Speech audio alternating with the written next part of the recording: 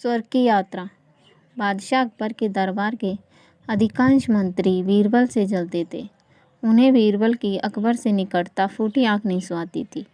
अकबर का बीरबल पर अति विश्वास तथा हर बात पर बीरबल की राय को सर्वोपरि रखना भी वे कारण थे जिसके कारण बीरबल दरबारियों की ईर्ष्या का पात्र था। दरबारी जानते थे कि बीरबल के रहते वह कभी बादशाह अकबर के प्रिय नहीं बन सकते। एक बार उन्होंने बीरबल को अपने रास्ते से हटाने की साजिश की। इस साजिश में उनका सहायक बना बादशाह अकबर का नाई। नाई को बादशाह अकबर के बाल काटते समय उनसे वार्तालाप करने का अवसर मिल जाता है।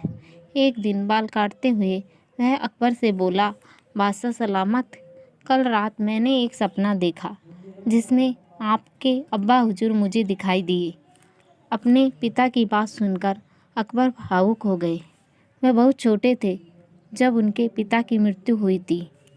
भावुक होकर उन्होंने नाई से पूछा, अच्छा कैसे लग रहे थे अब्बा हुजूर? अपनी बात में अकबर को रुचि लेते देख नाई ने अपनी चाल चल दी।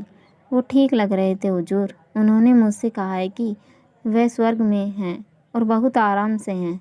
बस एक चीज़ की कमी उन्हें खलती है। वह क्या? अकबर की उत्सुकता बढ़ने लगी। हुजूर, वहाँ उनका मनोरंजन करने वाला कोई नहीं है, इसीलिए वह खुश नहीं रहते। स्वर्ग से जब भी वह बीरबल को आपको लतीफ़े सुनाते हुए देखते हैं तो सोचते हैं कि काश बीरबल उनके पास होता। उन्होंने आपके लिए पैगाम भिजवाया है कि बीरबल को उनके पास स्वर्ग भिजवा दिया जाए। बीरबल अकबर को अति प्रिय थे, लेकिन अपने पिता की इच्छा पूरी करने के लिए उन्होंने निर्णय लिया कि वह बीरबल को अपने पिता के पास स्वर्ग भेज देंगे। अगले दिन उन्होंने बीरबल को अपना फरमान सुना दिया। बीरबल अकबर का फरमान सुनकर हैरान रह गए। पूछने पर अकबर ने नाई के स्वप्न की बात बीरबल को बता दी। बीरबल को समझते तनिक भी देर न लगी कि ये दरबारियों की उसके खिलाफ साजिश है और इस साजिश में नाई भी उनके साथ है। लेकिन अकबर के आदेश की अवहेलना करने का साहस उसमें नहीं था।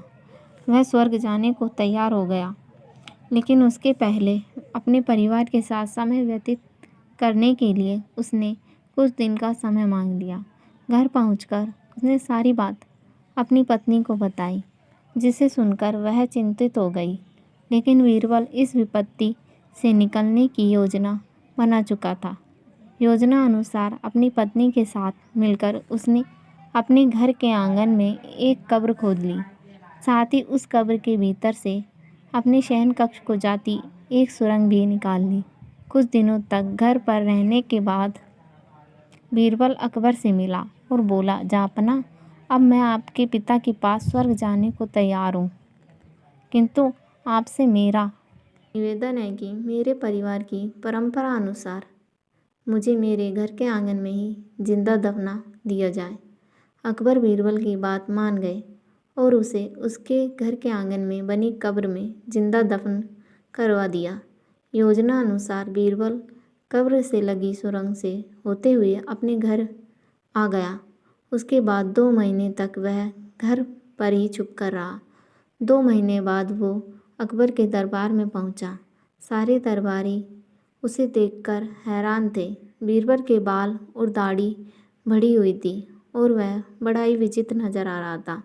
उसे इस अवस्था में अपने सामने देख अकबर ने पूछा, बीरबल, तुम वापस आ गए? हमें बताओ, हमारे अब्बा हुजूर कैसे हैं और तुमने अपनी ये कैसी हालत बना ली? सब ठीक तो है? जी जहाँपनाह, स्वर्ग में सब ठीक है। मैं आपके पिताजी से मिला और उन्हें खूब सारे लतीफ़े सुनाकर उनका मनोरंजन भी किया। आपके पिता खुश भी बहुत हुए। के कहना जारी रखा, स्वर्ग में नाई का ना होना एक बड़ी समस्या है, इसीलिए तो मेरे बाल बढ़ गए हैं और दाढ़ी भी। आपके पिताजी के बालों और दाढ़ी की हालत मुझसे भी बुरी है, इसीलिए उन्होंने स्वर्ग में आपकी नाई को भिजवा देने का पैगाम भेजा है। इत्तेफाक से नाई भी उस दिन वहीं था। बीरबल की बात सुनकर उसकी सिट्टी पिट्टी गुम हो गई। इधर अपने अब्बा हुजूर की ये इच्छा भी पूरी करने के लिए अकबर ने नाई को जिंदा दफनाने का आदेश दे दिया। यह आदेश सुनकर डर के मारे नाई अकबर के पैरों पर गिर पड़ा और बीरबल को फंसाने की योजना और उसमें शामिल मंत्रियों के बारे में अकबर को सब कुछ बता दिया। फिर क्या, साजिशकर्ताओं को उनकी साजिश की सज़ा मिलनी ही थी। अकबर ने सबको 50-50 कोड़े लगवाए।